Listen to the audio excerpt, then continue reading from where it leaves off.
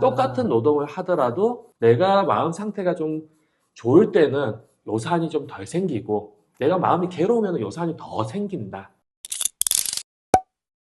그동안 제가 알기로는 의학계에서도 요산에 대해서 크게 이렇게 조명을 안 했던 걸로 알고 있는데, 네. 이제 약사님이 이제 요산을 가지고 신장 디톡스라는 부분을 이렇게 창시를 하셨을 때, 네. 솔직히 좀 마이너 같은 느낌이 들었어요. 네. 물론 저도 뭐 생리학 하다가 요산이라는 거를 뭐 공부를 해서 알고 있고, 이게 너무 많이 축적되면 결석이 되고, 뭐 그렇게 정도는 알고 있지만, 네.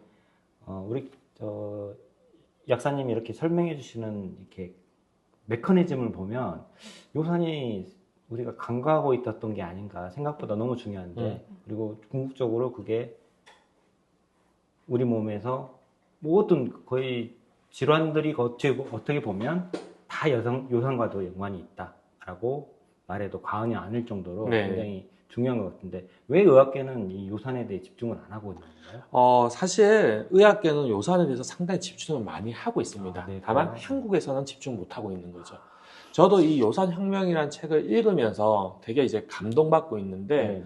사실 저보다 이 요산에 대해서 먼저 얘기했던 분이 계시더라고요. 아, 그래요? 무려 100년 전에. 우리나라? 예, 아니요, 외국 분이죠. 외국 분인데, 예, 100년 전에 모든 병의 원인은 요산이다라고 외친 분이 계신데, 미친놈인가 하고 이렇게 사장됐어요. 예, 못 알아들었던 거죠. 너무 앞서갔던 분이고요. 근데 그때 그분이 얘기한 것들이 기록에 남아있다가 이제 누군가에 의해서 발굴이 되고 지금의 이제 전 세계적인 의학계의 동향은 우리가 나이가 들면서 겪게 되는 모든 대사성 질환들, 즉 대사증후군의 원인은 바로 요산이다 하고요. 가까운 나라 일본에서도 이 연구가 엄청나게 진행이 되고 있습니다. 그래요? 하지만 아직까지 한국에서는 요산에 대해서는 그냥 그거 항산화 물질 아니야? 이 정도의 그 의견밖에 없거든요. 그래서 이런 상황에서 제가 요산이 만병의 근원이다라고 얘기하니까 저도 저 미친 거 아니야? 이런 얘기를 10년 전부터 들었었어요. 근데 이제 지금은 좀 이제 많은 사람들이 이해를 하고 있습니다. 네. 요산 후진국이네요. 요상하게 요산 후진국이네. 네, 요산 후진국. 말씀하시는 게 마이너인데요. 또 시작인가? 또 한번 해보자는 겸. 그런데 이런 요산에 대해서 우리가 지금 함께 얘기하는 것 자체가 우리도 앞서가고 있다는 거잖아요. 저는 이렇게 전문적으로 요산에 대해서 이렇게 자세하게 얘기해 주시는 분들 만나본 적이 없거든요. 물론 제가 약사님 책은 사서 읽었지만 책으로 읽는 것과 또 이 저자가 직접 이렇게 설명해 주는 것도 큰 차이가 있는 것 같아요. 그래서 오늘 너무 기회에 잘 들어와서. 네. 그러면 우리가 요산이 뭐 최종 대사물이라는 거는 알고 있지만, 네. 그 축적 생성 과정과, 그러니까 어떨 때 요산들이 생겨나고 그것들이 체내에서는 어떻게 뭐 간이라든가 그런 데서 어떻게 해독 과정에서 만들어지고, 이게 신장에서는 또 어떤 식으로 해서 배출이 되지 않았을 경우에 문제가 되는지에 대해서 메커니즘을 한번 편하게 네. 짧게 그냥 얘기하면 이게 한 3시간 분량 되니까 네. 짧게 네. 하면은 간단합니다. 사람의 삶은요, 에너지를 만들고 에너지를 쓰는 게 다예요. 그렇죠. 사실은 그게 이제 삶이라고 할 수 있는데, 이 과정을 아주 중요해서 대사라고 얘기를 하고요. 이 대사 과정에서는 반드시 흔적이 남습니다. 이걸 대사 산물, 그러니까 에너지를 만들어 쓴 것에 대한 그 세월의 흔적이라고 할 수 있죠. 세월의 흔적. 그 흔적이 뭐냐? 바로 요산입니다. 그러니까 몸에 요산이 많은 사람은 오랫동안 살아왔구나 라는 뜻이에요. 네, 그래서 보통 나이가 들면 우리가 이런저런 병에 걸린다라고 하는데, 사실은 그 사람이 산 세월 동안에 그만큼의 쌓인 요산을 보고 그만큼 살았구나가 결정된다라는 거죠. 어디서 측정할 수가 있죠? 보통의 요산은 이제 피 검사를 통해서 검사를 하게 되는데, 이 요산의 특징은 용해도가 낮기 때문에요. 요산이 농도가 높아지게 되면은 체내에서 결정 형태가 돼버려요. 그리고 이 결정 형태는 피 검사상으로는 나오지가 않습니다. 그러니까 솔직히 말씀을 드리면은 전 세계에 지금 내 몸속에 요산이 얼마가 있는지를 알 수 있는 방법이 없어요. 예, 다만 그 요산이 얼마나 있냐를 간접적으로 알 수 있는 게 뭐냐면 노화 상태인 거죠. 노화. 그래서 나이에 비해서 이 사람이 더 나이가 들어 보이고 어떤 질병 상태가 더 진행이 됐다. 그럼 그 사람 요산이 많은 사람이에요. 아, 그래요. 그리고 자기 나이보다 더 어려 보이고 질병이 없는 상태다. 요산이 없는 상태입니다. 저는 요산이 많은 거네요. 슬프다, 갑자기. 대답을 못 하겠어요. 저도 노코멘트 하겠습니다. 예. 계속 해주시죠. 예. 갑자기 제가 슬퍼졌어. 예. 그래서 이제 방법이 있습니다. 그래서 우리가 이 나이, 시간의 흐름에 따라서 에너지를 쓰고, 에너지 또 만들어 쓰고, 계속 하다가 그 요산이라는 게 이제 몸에 쌓이기 시작하고, 그것이 세월의 흔적, 노화의 흔적으로 나타나면서 병들이라는 게 생기게 되는데, 그러면 이 요산을 만약에 없애주면은, 이 몸은, 우리의 뇌는 노화의 흔적을 알아차릴까?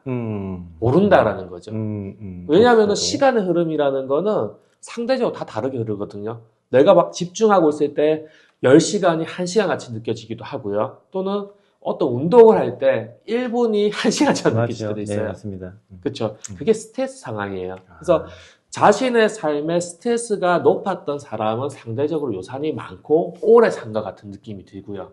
스트레스가 없는 사람은 평탄하게 살았기 때문에 상대적으로 긴 시간을 살았어도 뇌에서는 짧은 시간을 인식합니다. 그러니까 나이에 비해서 젊어진다라는 거죠. 네, 그렇군요. 그리고 그걸 이제 속일 수 있는 방법이 바로 우리 뇌에서 인지하고 있는 스트레스를 스트레스가 아니다. 이렇게 이제 그 옛날에 그런 거 있지 않습니까? 그 녹음 테이프 네네. 있으면은 거기에 뭐가 녹음이 돼 있어. 거기에 다시 녹음을 넣어서 이렇게 더 씌우기를 해버리면 원래 거 없어지고 새로운 게 생기잖아요. 그래서 이제 저는 이거를 뇌의 기억을 다시 속이는 방법이라고 얘기하는데, 그래요? 내가 옛날에 이제 짜증나고 스트레스 받았던 어떤 그런 기억들이 여러분 다 있을 겁니다. 그거를 떠올리시면서, 아, 좋았어. 이렇게 속이는 거죠. 감정적인 거를. 그렇게 해서 계속 없애주면은, 이제 나의 뇌에서는 내가 지금까지 살아왔던 그 삶에 대한 흔적이, 스트레스 받았던 흔적이 없어지고요. 그 스트레스 받았던 게 없어진 것만큼 신경세포는 무언가 모르게 조금 더 편안해집니다. 그래요. 그리고 그 편안해졌을 때 우리 몸에서는 그 결정형 요산이 밖으로 빠져나갈 가능성이 더 높다라는 거죠. 제가 질문이 하나 있는데요. 제가 예전에 좀 예민하다고 말씀드렸잖아요. 근데 이 성격도 타고나는 것 같아요. 뭐 제가 삶이 각박해서 예민해진 것도 있겠지만 어릴 때부터 조금 그런 성향이 있었던 것 같은데, 그래서 심리 검사라든가 뭐 심리 상담을 하러 가면 간혹 이제 갈 때가 있지 않습니까? 네. 그러면 이제 거기 측정하는 뭐 이렇게 측정지가 있잖아요. 거기 보면 대부분 검사하신 분들이 깜짝 놀래요. 이 상태로 어떻게 사시냐고. 그러니까 항상 그 수치가 각성. 이거 갖고 아마 정신학과 가시면은 바로 항우울제 처방할 것이다. 근데 저는 사실 스트레스가 없거든요. 네. 제가 뭐 다른 꼭 뭐 이렇게 스트레스를 측정할 수 있는 정식 장비로 측정한 건 아니지만 뭐 맥파라든가 네. 우리 하는 워치 같은 그런 도구로 보면 스트레스가 항상 0에서 낮은 수준으로 느껴거든요. 그러니까 네. 저는 이런 생활, 그리고 아주 민감하고 예민하게 이렇게 모든 걸 관찰하고 분석하고 하는 것들이 너무 오래 그렇게 형성돼 왔고, 그것을 내가 스트레스로 안 받아들이는데, 우리가 뭐 이제 심리 검사지나 이렇게 봤을 때 수치는 항상 높게 나온단 말이에요. 근데 일정하게 높게 나와요. 자, 그런 경우 같은 경우에는 기준을 어디다 잡아야 되죠? 그게 이제 저는 트라우마 형태라고 이제 생각을 하는데요. 그게 뭐냐면은, 예를 들어서 여기에 가시가 박혀 있어요. 세포들은 가시가 계속해서 스트레스 주는 거예요. 그런데 이게 해결이 되지가 않아. 그러면은 가시가 박혀 있고 고통이 통증이 분명히 있는데 뇌에서는 인지하지 않습니다. 마치 없는 것처럼. 그래서 이제 이게 묻혀주는 거죠. 그렇죠. 그래서 나는 실제로 어떤 스트레스를 안 받고 있다라고 생각을 하는데 검사를 해보면은 스트레스가 나와요. 그런 개념이라고 볼 수가 있는 거죠. 그래서 아까 그 스트레스가 많을 경우 요산이 많이 생성된다고 하셨잖아요. 그러면 그 기준을 몸이 받는 스트레스로 기준을 해야 되는지, 이건 스트레스지만 나는 뭐 괜찮아 뭐 이 정도야 하고 이렇게 내가 심리적으로 스트레스 안 받는 상태를 기준으로 해야 되는지. 아주 좋은 질문인데요. 저는 세포의 기준입니다. 몸의 기준. 몸의 기준, 예. 물리적인. 그렇죠. 예를 들면은 어떤 사람이 나 마라톤 뛰니까 너무 좋아. 나 운동하니까 너무 기분이 상쾌해. 그럼 이게 그 사람은 스트레스가 아니에요. 자기는 기분이 좋으니까. 근데 그 기분을 좋게 하기 위해서 몸을 움직여야 되는 세포 입장에서 어떻습니까? 그렇죠. 스트레스가 굉장한 되겠죠. 스트레스죠. 네. 저는 이거를 회사 주인과 그러니까 사장님과 사원들이라고 얘기를 하는데, 사원들이 열심히 스트레스 받아가면서 야근을 하고 뭐 해서 회사 매출이 쫙 올랐어요. 누가 좋습니까? 그렇죠. 사장님은 좋아요. 하지만 회사원들은 죽어납니다. 그러니까 그런 차원에서 내가 느끼는 어떤 감정적인 요소와 실제로 그걸 행하는 내 몸의 구성 요소는 분명히 다를 수 있다. 그러면 스트레스라는 거는 세포들 입장에서 봐줘야 된다. 그러면 또 하나 의문이 생기는 게, 네. 우리가 이제 늘 이제 정신학의 또 부부인 분들이니까 마음을 편하게 하라고 이렇게 주문을 많이 하시잖아요. 근데 그거는 내 심상이 만들어내는 편안함인데, 네. 내가 어쩔 수 없이 뭐 생업 때문에 노동을 해야 되거나 조금 셰프한테 스트레스를 줄 수 있는 일을 한다고 쳤을 때, 네. 그러면 내 마음과 상관없이 몸이 요산은 계속 만들어내고 있다는 의미가 되는 거지 않습니까? 그럴 수 있죠. 그래서 마음은 즐거운데 그러면 가속 노화가 계속 되는 거예요? 이게 이제 좀 애매모호한 건데요. 네. 예를 들어서 똑같은 에너지를 소모하는, 그러니까 똑같이 몸을 움직이는 상황에서 내가 이게 너무 하기 힘들어 라고 했을 때와 이거 재밌어 라는 어떤 이게 마음 상태가 좀 달라요. 그렇죠. 그랬을 때 실제로 우리가 에너지를 쓰는 행위를 화학적으로는 연소라고 얘기할 수 있는데요. 연소 반응은 완전 연소와 불완전 연소 두 가지 나눠지거든요. 네. 그래서 완전 연소일 때는 노폐물이 덜 생기고요. 불완전 연소일 때는 노폐물이 많이 생깁니다. 이것을 우리의 마음 상태랑 연결해 주시면 똑같은 노동을 하더라도 내가 마음 상태가 좀 좋을 때는 요산이 좀 덜 생기고, 내가 마음이 괴로우면 요산이 더 생긴다. 이렇게 볼 수가 있죠. 그렇죠. 그 증거가 여기 있습니다. 예, 그렇지 않아도 지금, 네. 여기에 딱 말씀하시는 거에 딱 적절한 인물이 네. 바로 여 앞에 앉아 저는 항상 그 있는데. 인디젠플로 앉아있나 봐요. 그러니까요. 모든 거 다 갖췄죠. 또 혹시 죽었다 살아나셨어요? 오늘 아까 그 요산에 대해서 말씀을 하시는데 네. 눈물이 날 지경이었어요. 그래요? 네. 네. 왜냐하면 제 전과 후로 나눴을 때 그 전에는 요상하네. 스트레스가 가득하고 네. 분노가 막 일고 온몸이 너무 힘들었어요. 숨쉬기도 힘들 정도로 네. 뒷골 땡긴다고 하죠. 근데 온몸이 땡겼어요. 그런데 그때보다 더 힘든 상황이 되더라도 지금은 이게 무슨 일이지? 이렇게 반응하면서 호기심의 자세로 겪고 나면 스트레스를 안 받기 때문에 제가 얼굴이 어려졌어요. 그러니까 이게 아까 이 약사님이 설명해 주신 대로 하면 물리적 기준으로, 그러니까 세포의 스트레스 기준으로 요산이 생성되지만 우리 주희 씨는 운동도 안 하잖아요. 네. 스트레스 받을 일 별로 없잖아. 거기다가 마음도 편해. 스트레스 더 안 받으니까 요산이 거의 생성될 일이 없는 거고. 그쵸. 저는 어쩔 수 없이 일을 해야 되고 뭐 좀 세포의 스트레스 수준이 좀 높다고 할지라도 이거 스트레스 아닌데라고 생각하니 막 그거를 스트레스로 인지할 때보다는 조금 덜 만들어진다라는 의미신 거죠? 예.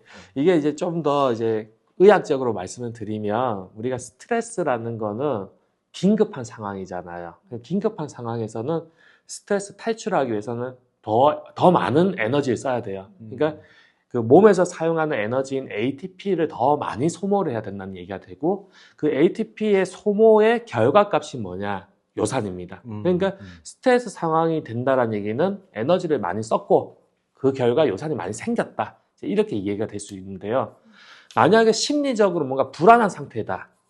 그러면은 이 신경회로가 더 복잡하게 움직이겠죠. 네. 결과적으로 육체적인 행위는 비슷할 수는 있으나 신경학적인 행위는 차이가 나기 때문에 이제 마음의 영향이라는 건 결국은 행위에 영향을 끼친다라는 거죠. 그래서 마음이 불안한 상태에서 움직이게 되면은 ATP 소모가 더 많기 때문에 요산이 더 많이 생기고 똑같은 일을 하더라도 뇌파를 조금 더 편안하게 하고 있으면 요산이 덜 생긴다. 이제 이렇게 얘기가 됩니다. 그래서 제가 나이가 지금보다 10살 더 어렸을 때는 스트레스를 잘 받는 성격이어서 더 얼굴이 사갑고 네. 몸도 안 좋았고 그런데 지금은 스트레스를 덜 받는 삶의 자세를 갖고 있으니까 나이가 더 많아졌음에도 불구하고 점점 더 어려질 수 있는 거예요.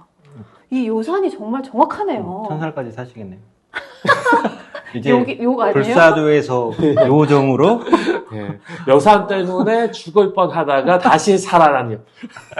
요산 네. 고마워. 아니 그 약사님 말 듣고 나니까 진짜 네. 우리 전 컨설턴트님이 조금 동안이시잖아요. 네. 아직 시청자분들은 뭐 몇 살로 보실지 모르겠지만 생각보다 아주 많이 동안이세요. 아마 나이 들으시면 깜짝 놀랄걸? 그래요? 혹시 뭐 제가 누나라고 불러야 되나요? 그럴 아닙니다. 뻔했어요. 아, 그럴 뻔했는데 어이쿠. 저도 나이 듣고 갑자기 배꼽에 손이 이렇게 올라가요. 아, 그 정도면은 제가 겸손하게. 아직 위는 아니지만 제가 함부로 다뤄서는 안 되겠네요. 이 두 분하고 이야기를 하다 보면은요, 우리가 생각한 것보다 더 핵심적이고 참신한 아이디어들을 우리 구독자님들한테 알려드릴 수 있는 것 같아요. 이렇게 하다 보니까 동안의 비결은 요산을 없애는 거다. 그쵸. 스트레스를 덜 받는 거다. 예. 아주 간단하네요. 근데 그 간단한 거를 음. 못해요. 그렇죠? 예, 아니죠. 스트레스 받지 마세요라고 얘기했는데, 누가 안 받습니까? 다 받죠. 그러니까 이제 제가 이제 드린 답은 어떤 이론적인 거지, 사실은 일상에서 적용하기가 상당히 어려운 부분이에요. 물론 이제 우리 주인님 같은 경우는 스트레스 없어요라고 할 수 있지만 아마 여기 시청하신 분들은 자 일상생활에서 스트레스 받지 마세요 그러면은 그거 어떻게 해요 이렇게 할 수 있단 말이죠. 그래서 이제 제가 그 부분에 대해서 현실적으로 답을 좀 찾아본 게 뭐냐, 잠을 자야 된다. 그러니까 스트레스를 안 받을 수가 없다면 잠을 자야 되는데 그 이유가 뭐냐, 우리 몸에 있는 독소들은요 임파선을 통해서 이제 빠집니다. 그런데 신경회로 쪽, 이 머리 쪽은요, 림프가 없어요. 임파선이 없습니다. 여기서 생긴 찌꺼기는 어떻게 할까요? 우리가 막 신경을 많이 썼어, 생각을 많이 했어. 그럼 여기도 신경세포들이 돌면서 찌꺼기들이 생기겠죠. 근데 이거는 처리할 수 있는 방법이 없어요. 근데 언제? 잠잘 때 여기에 있던 림프구가 쫙 올라가면서 뇌척수액이랑 같이 연결되면서 청소가 일어납니다. 그래서 우리가 살아가는 데 있어서 가장 중요한 게 뇌인데요. 뇌, 신경. 가장 중요한 건데 이것을 청소를 해야지 오래 살지 않겠습니까? 예. 그래서 자는 게 제일 중요하다. 이렇게 얘기할 수 있습니다. 저희 다음 주제가 이제 마음 편하게거든요. 네. 마음 편하게라는 말은 스트레스를 잘 관리하면서 하는 법인데 요게 또 요산과 다음 주제가 자연스럽게 연결이 되는 것 같아요. 예. 오늘 요산 얘기는 제가 더 들어야 될 것 같아요. 아마 연결되고 모든 것들이 다 연결되기 때문에 더 들어야 될 일이 많은 것 같으니까 우리 그러면 다음 때 우리 스트레스 관리와 연관해서 좀 요산 얘기를 좀 더 나눠보면 어떨까요? 네, 좋습니다. 오늘도 참 어려운 얘기지만 재밌는 것 같아요. 알면 알수록 더 우리가 모르고 이렇게 연결되고 신비로운 것들이 많구나, 인체라는 거는. 이런 것들을 다시 한번 깨우칠 수 있었던 것 같습니다. 다음에 이제 스트레스 관리에 대한 것을 시작할 텐데요. 요거는 좀 저희가 아는 차수를 구성해야 될 것 같아요. 가장 중요한. 그래서 단계별로 요산의 관계도 들어보고 또 저희가 이제 큰 이론적인 것만 지금 얘기를 하고 있고 총체적인 것만 얘기를 하는데 구체적인 관리법도 이제 각 나름 노하우들이 있으신 것 같아요. 저는 개인적으로 뭐냐면 전 잠을 자라고만 얘기를 하고 있어요. 하지만 그럼 어떻게 해서 잘 수가 있는가, 또는 나 눈 감았는데 잠이 안 와요 하는 분도 있거든요. 그럼 몸을 어떻게 좀 다뤄야 될지에 대해서는 사실 그 부분은 저보다는 박사님이 더 전문가니까 그런 부분도 전 좀 듣고 싶습니다. 그 부분도 제가 도움이 될 수 있는 정보를 좀 정리를 해서 다음에 찾아뵙도록 하겠습니다. 오늘도 감사합니다. 감사합니다. 잘 자요.